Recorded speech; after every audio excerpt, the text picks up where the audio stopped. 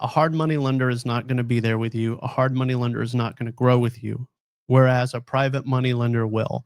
And so I was told you can go get hard money, but private money is where you want to go if you want to be in this game long term.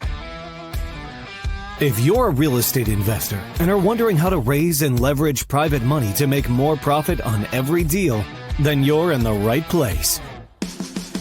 On Raising Private Money, we'll speak with new and seasoned investors to dissect their deals and extract the best tips and strategies to help you get the money, because the money comes first. Now here's your host, Jay Connor. Welcome to another amazing episode of Raising Private Money. I'm Jay Connor, the Private Money Authority, also the host of the show, and it's on this show where we talk about how to raise private money for your real estate deals without ever having to ask for money. How in the world do we get all the money for our real estate deals without ever having to ask, beg, chase, persuade, sell? We're going to unpack that today because the guest that I have on today's show, he's raised hundreds of thousands of dollars in private money, and we're going to interview him and unpack exactly how he's gone about doing it. He's a real estate investor. He has achieved financial freedom, and he retired from his 9-to-5 work day job in just 5 years when he started doing this world of real estate. Now, he's got a passion for empowering others, and he's built a successful career using all kinds of real estate investing strategies. For example, the BRRRR method, wholesaling, transactional lending, my world of private money and private lending, and direct-to-seller marketing. We're going to unpack all that in just a moment. You're going to meet my very special guest, Mr. Michael Hoang, right after this.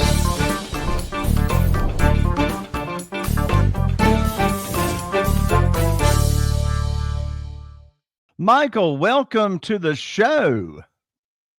Great to see you, Jay. Great to see you again on the internet this time. We've ran into each other at a number of events over the years, and I'm excited to be on the show today.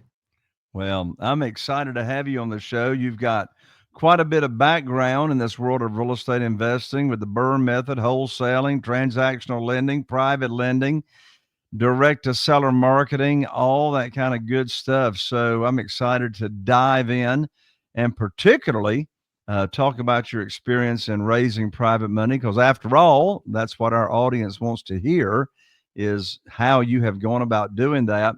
But let's put it on rewind for just a moment. It took you 5 years to achieve financial freedom. What were you doing while you were starting in real estate investing?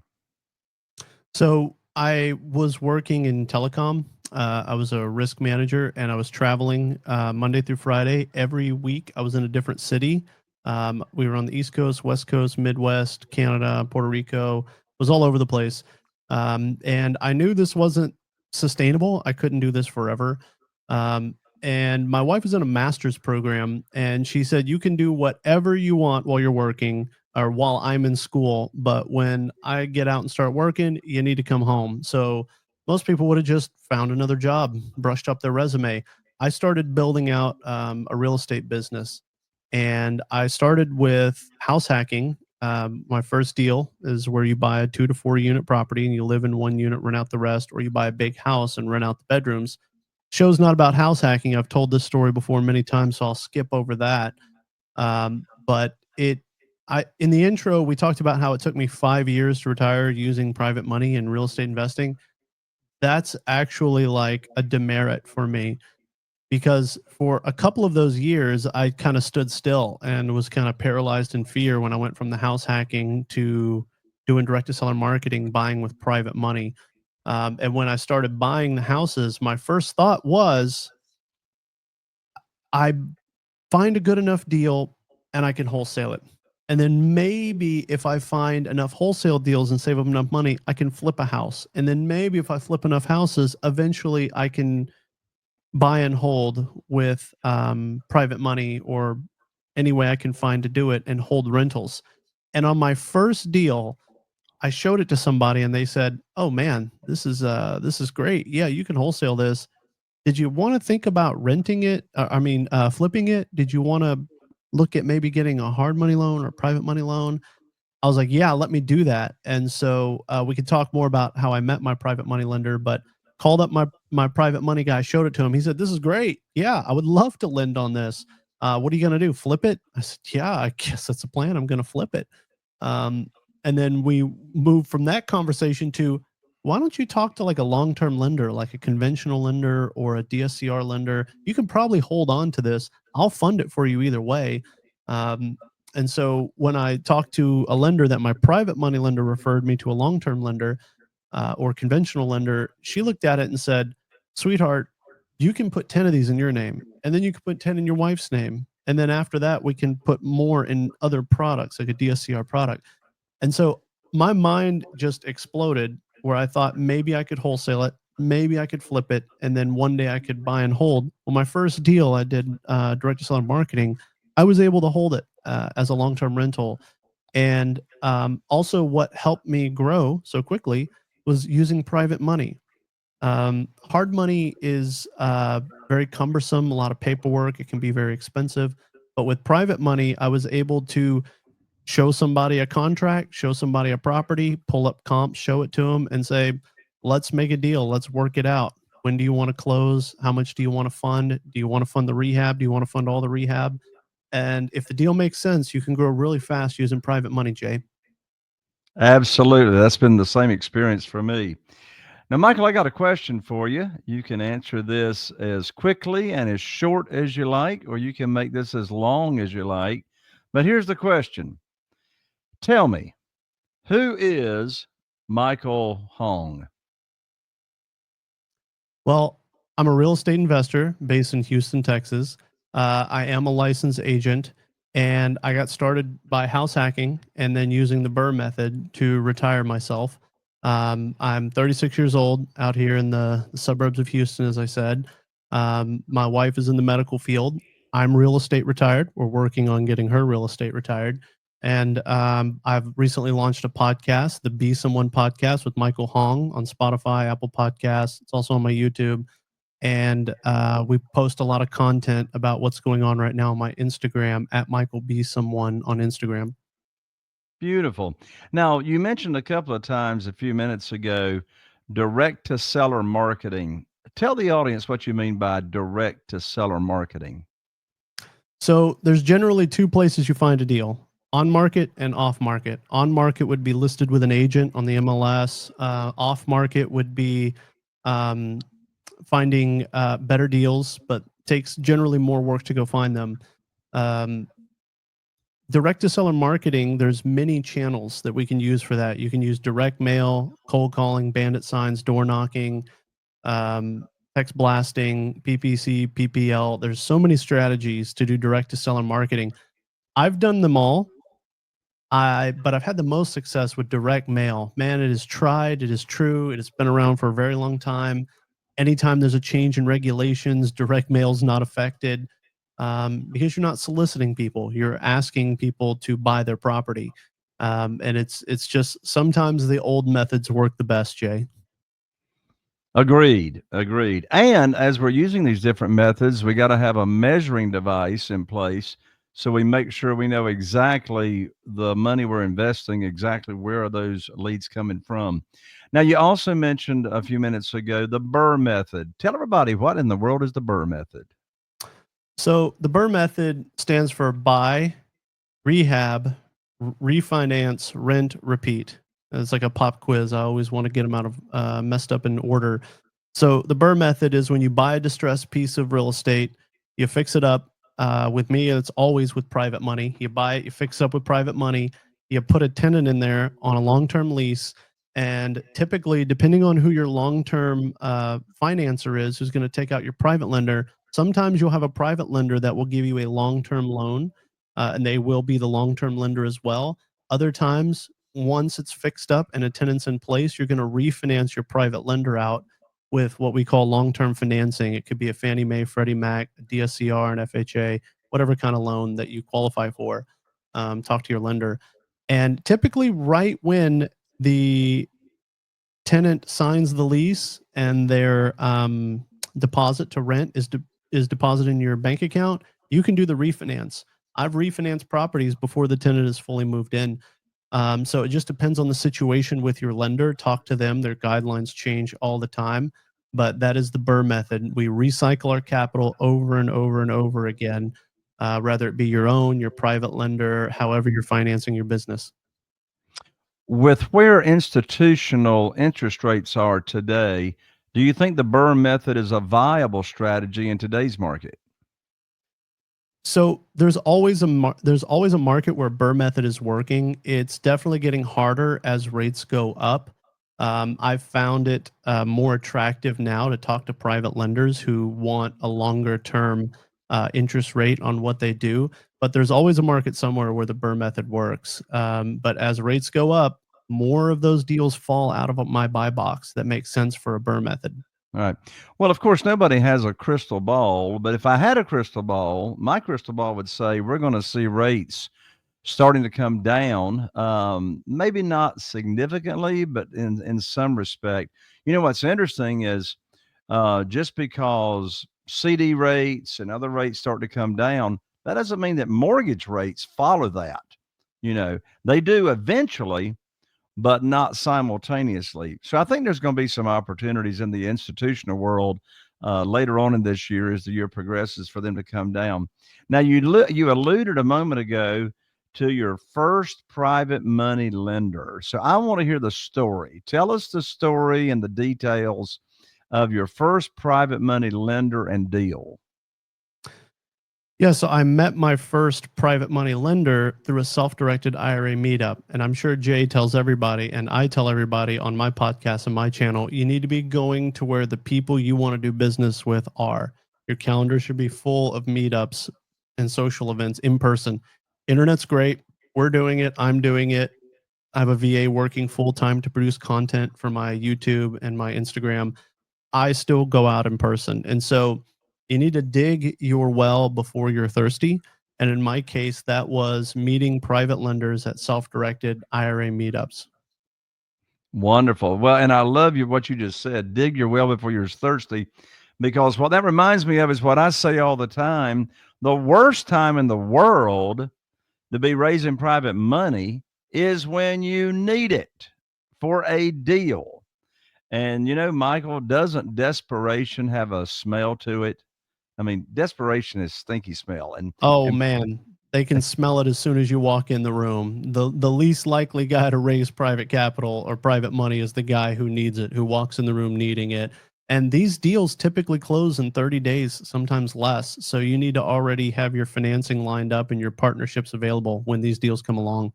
yes. So what was it that happened in your real estate investing career that, really woke you up and you said, I need to start raising some private money. Was it like, was there a pivotal point in your investing that caused that to happen? Was there a particular deal that triggered it? What was it that happened that you said, I needed to get into this private money world? You know, whenever I set out to do single family investing, I knew I had the options of hard money and private money. But I was fortunate enough to have someone older, wiser, and with gray hair on their head tell me that a hard money lender is not going to be there with you. A hard money lender is not going to grow with you, whereas a private money lender will.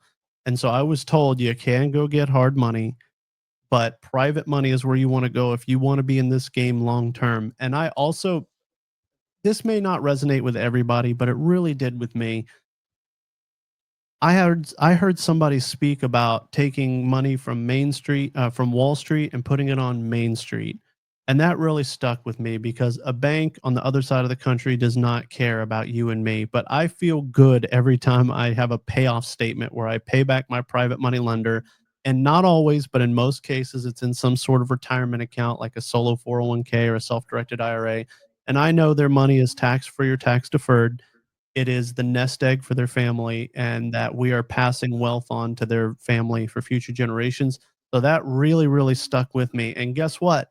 Every time you make your private money lender some money, what do they want to do? They want to kick it right out the door as fast as they can again. So I set out long before I had a deal to say that I'm only going to use hard money if I can't find private money. And so far, I haven't used a hard money lender yet. Good for you. Now, by the way, I don't poo poo hard money lenders. In fact, some of my best friends are hard money lenders. They've actually used my strategies that I teach in the world of private money on how to raise more money for their fund that they then lend out to real estate investors. So, I say establish as many relationships as you can. You definitely don't want to pass up on a deal if the math still makes sense. But as you say, private money is the way to go. Why do you like private money, say, over any kind of institutional money? I've got 20 reasons why I love private money. I want to hear a few of yours.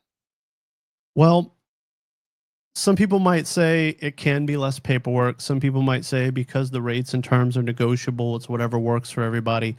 Man, what I really like is just calling up somebody and say, "Hey, I got another one. I'm emailing it to you now. Do we want to use the same title company?" There's a whole different relationship for me. I have several private money lenders, but my first one and my main one, he'll go walk the property with me. And he has MLS access. He had a real estate license that he keeps just to keep MLS access. I loved walking a property with a private money lender. And for me, a seasoned lender, it was like any lender who knows what they're doing is asking themselves, am I if I'm going to loan, I could possibly own.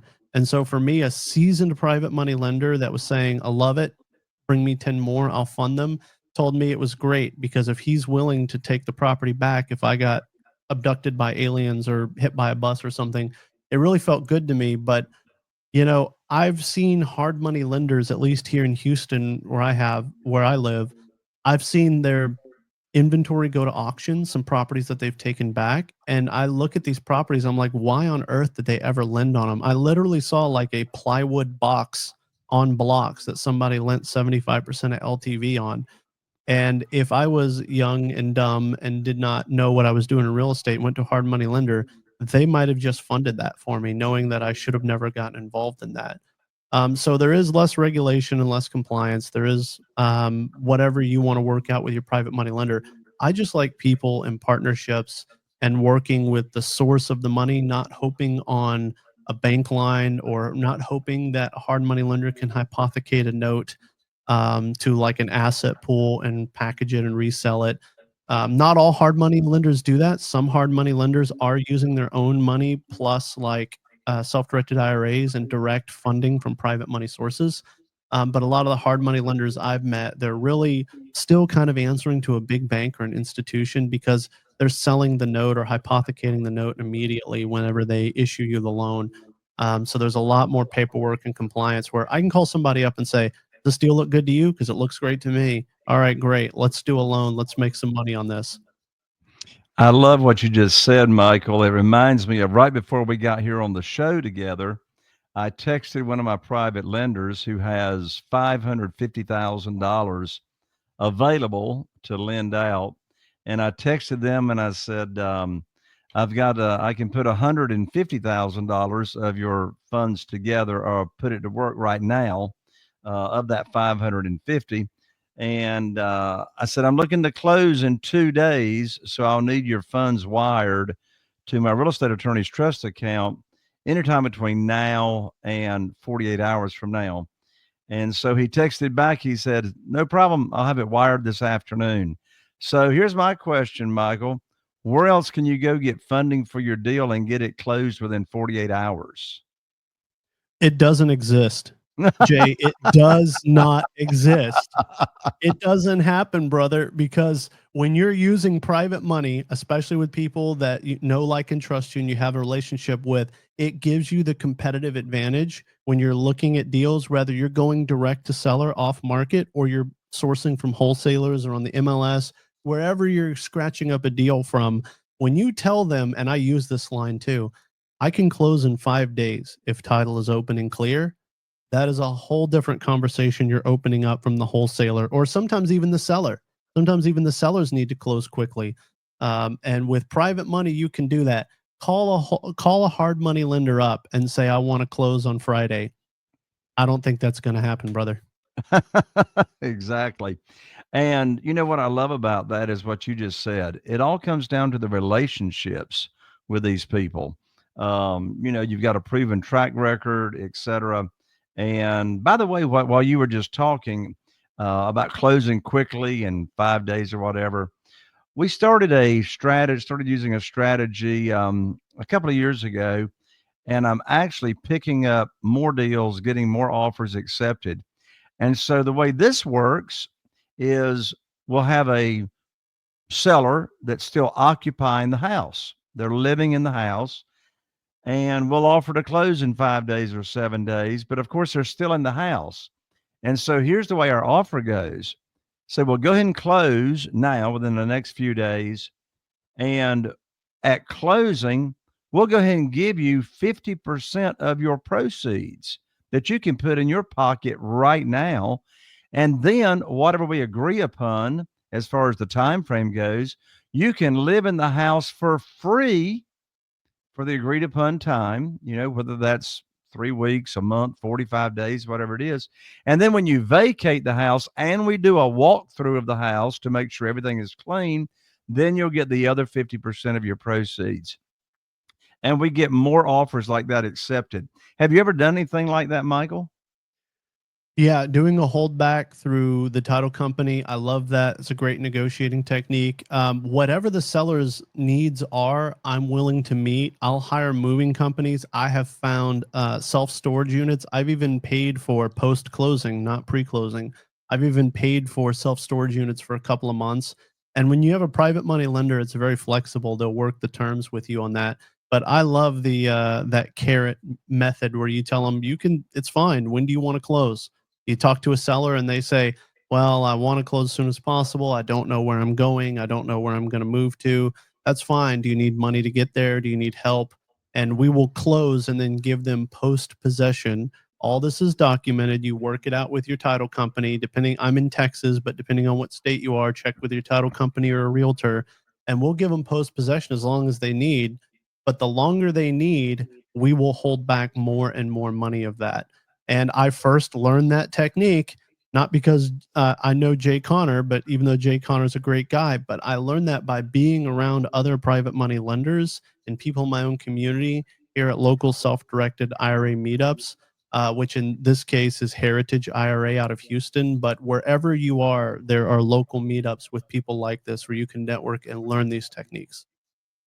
What are some of your favorite ways to raise private money? I mean, there's all kinds of ways to raise private money. It can be one-on-one conversations. You can have a private lender luncheon. I mean, I've raised $969,000 at just one private lender luncheon where I invited some people and invited my realtor, my real estate attorney, my CPA, et cetera. You can do webinars, you can do Zooms, et cetera, et cetera, et cetera. What are some of your favorite ways? So I've done the webinars. I've done the one-on-one at socials and happy hours. I like to put on presentations in person at self-directed IRAs. Luncheons and webinars are great. And I'm working on this idea with me and my team about doing more marketing out into the world to pull in private lenders. I don't have it flushed out yet, but I think I'm going to do a case study on some deals and maybe find some interesting ways to send direct mail where you scan a QR code to a presentation of mine, or some way where I reach out to you doing some kind of digital marketing because I need more private money. And I need to dig my well before I'm thirsty. But one-on-one's great when you're just getting started. But I love putting on luncheons and presentations and webinars. I've done that for years, teaching the BRRR method, private money lending, transactional lending.